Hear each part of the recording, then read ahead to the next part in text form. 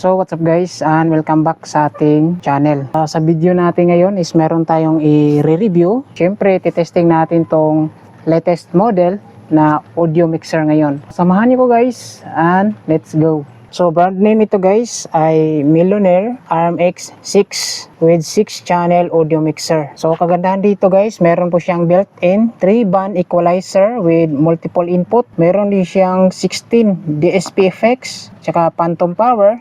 Tsaka meron siyang built-in Bluetooth music streaming. Pwede rin siya guys sa USB streaming and recording. So itong klase na mixer guys ay pwede sa audio sound system natin. Pwede rin sa mga live streaming. Dito sa likuran guys, nandito nakalagay yung kanyang overall specification.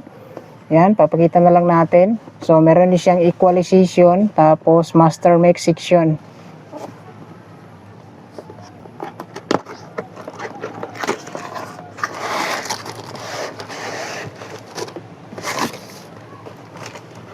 So inside the box mga guys, nandito yung kanyang user manual. So meron po siyang English language. Tapos ito yung kanyang power supply. Sa kanyang power supply is AC/DC adapter. So input power niya is AC 100 volts to 240 volts. So kahit mababa yung kuryente, gagana po siya. Yung kanyang output power naman guys ay 12 volts with 2 ampere. So ito naman guys yung pinaka main unit. Nakabalot pa siya.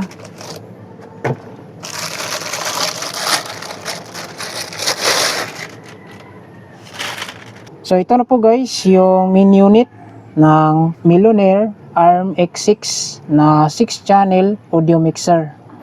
So sa kaniyang forma guys, napakaganda. Quality yung pagkagawa.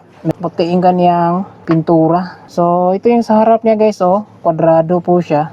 Yan, hindi masyado malaki, hindi rin masyadong maliit. Sakto lang siya, tapos may kabigatan din siya mga guys. Sa kaniyang siding is ganito rin, same sa mga audio mixer. Malaki dito na side, tapos dito sakto lang. Slanting yung kaniyang forma. Yan. So kada gilid is curved type. Tapos sa back portion is ito, yung mga paa niya or feet. Yan. Sa likuran is ito yung kaniyang power switch, on and off. Tapos yung kaniyang 12 volts supply dito natin ikakabit. So dito sa design guys is pwede po ito pang sound system, pwede rin sa live streaming or mic recording. So all purpose po itong klase na mixer mga guys. So makikita natin dito is nandito yung kanyang mic and line input. So meron po siyang 4 channel dito, tapos 5 and 6 sa mono left and mono right channel. Yan. So per channel guys ay meron po siyang 26 dB na switch. Galing channel 1, channel 2, channel 3 and 4. Meron po siyang individual 26 dB na switch. Siyempre meron din siyang 80 Hz na switch per channel. So HPF, so high pass frequency. So dito guys sa taas, ito yung kaniyang gain volume. Yan, makikita natin channel 1, channel 2, channel 3, channel 4 and channel 5 and 6. So yung 5 and 6 guys ay isa lang yung kaniyang gain kasi mono po ito, mono right and mono left.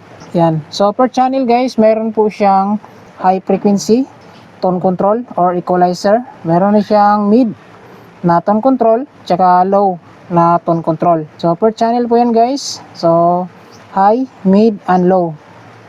Tapos meron din siyang EUX or auxiliary volume. Tapos yung kanyang effects ng per channel. Tapos meron din siyang pan. Itong pan guys ay parang balance lang po siya. So per channels meron po siyang peak light or peak LED light. So yung ginagamit niya dito guys ay ito, hindi sliding or gaya ng mga mamahalin na mixer is sliding tulad nito. So yung gamit dito guys ay potentiometer lang.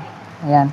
Pero maganda naman yung kaniyang play guys kapag igalaw-galaw natin. So galing channel 1 and 2, 3, 4 and 5, 6 ay ito, potentiometer yung gamit sa kanyang pinaka main volume. So dito na side guys, meron po siya FX in at saka EUX in. So ito naman yung kanyang pinaka stereo output na auxiliary type, tapos meron din siyang PL type, so left and right channel.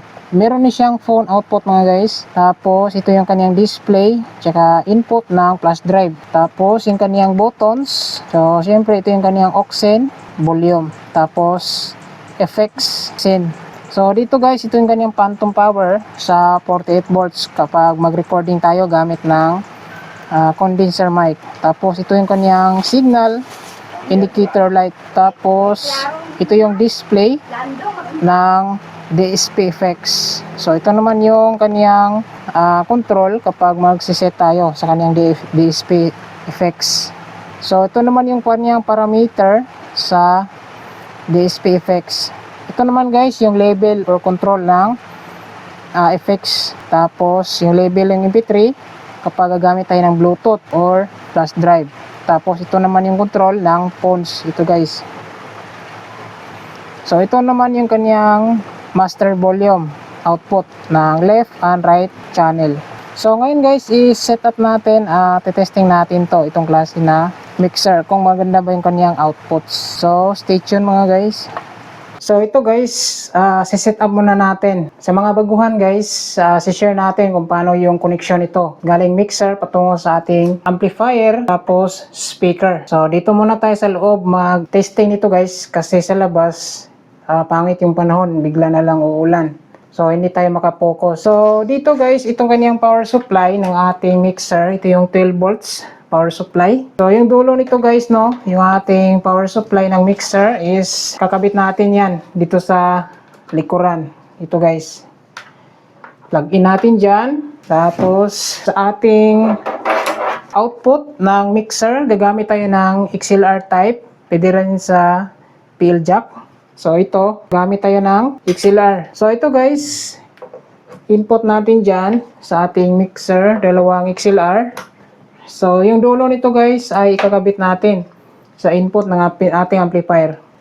So input ng ating amplifier guys, check nyo lang guys yung amplifier dyan, hanapin nyo lang input. Tapos output ng amplifier, connect nyo yung dalawang speaker. So meron tayong speaker dito guys, dalawa. So plug in natin yung mixer natin guys. So i-power on natin. Yan, umilaw na po siya. Tapos plug in natin yung amplifier natin guys. Gamit na amplifier natin ngayon is ito, Joson Jupiter Max. So sa input guys, gagamit tayo ng input. Sa input natin, depende na sa atin guys, pero kadalasan ginagamit sa mga sound setup is ito, mono, left mono, tsaka left right.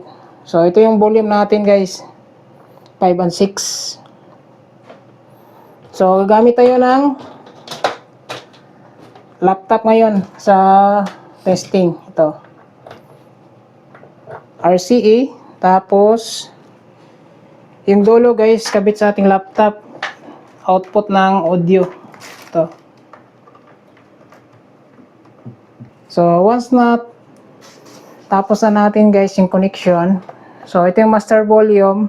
Yung tamang setting nito is naka-point siya sa 0 dB para maganda yung kanyang output. Tapos since dito tayo naka-input sa 5 and 6, yung high, mid, and low ng tone control or equalizer is naka 0 dB po yan, naka half lahat. Ito na yung control natin ng ating mixer. Dahil dito tayo naka-input sa 5 and 6. So ngayon guys, mag-play tayo ng music. Hanap mo tayo ng music guys. So ayan guys, naka-connect na yung ating laptop patungo sa ating mixer. Output ng mixer patungo sa ating amplifier. Output ng amplifier patungo sa speaker. So ngayon guys, play tayo ng music. Ayan. So testing natin. Volume natin guys.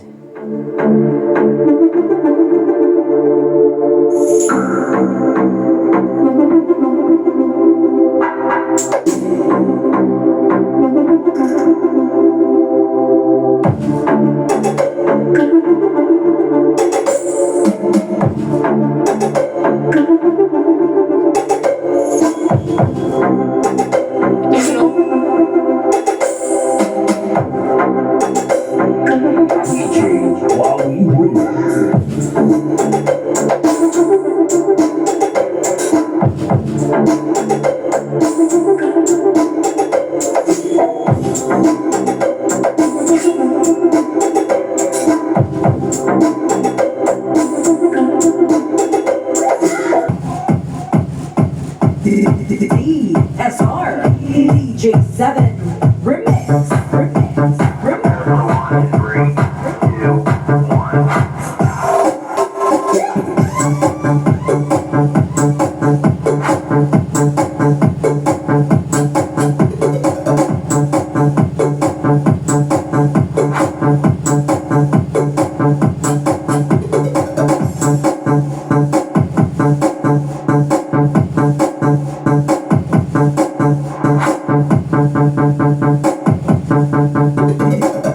DSR DJ7 Remix.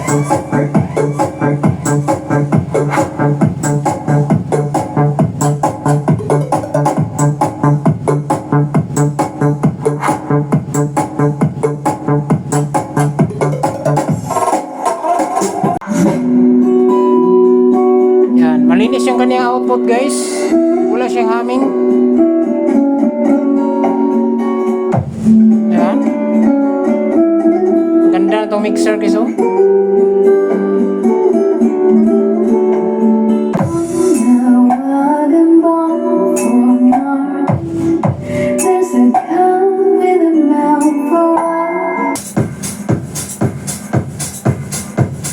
Yan guys oh.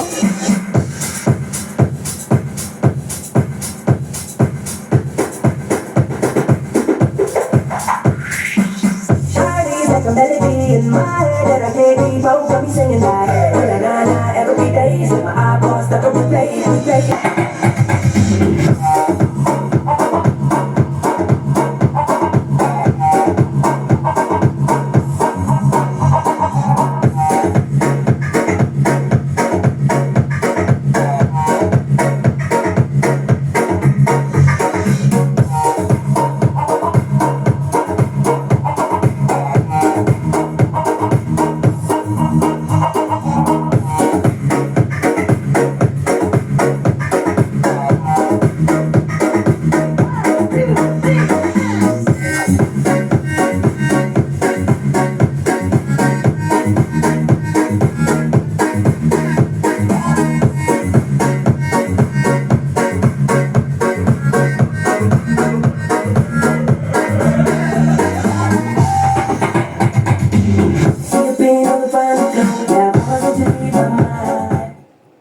So yan guys, rinig natin yung kanyang audio output no.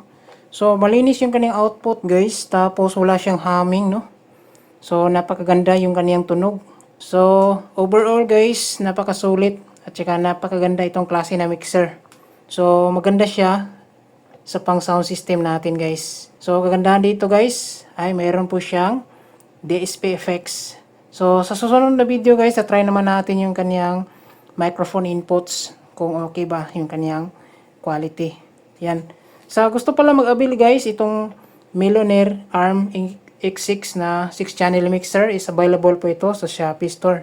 Ilalagay ko dito sa video link, official store ng mixer na ito. So yan lang guys yung video natin. Maraming salamat. God bless. Ingat tayong lahat.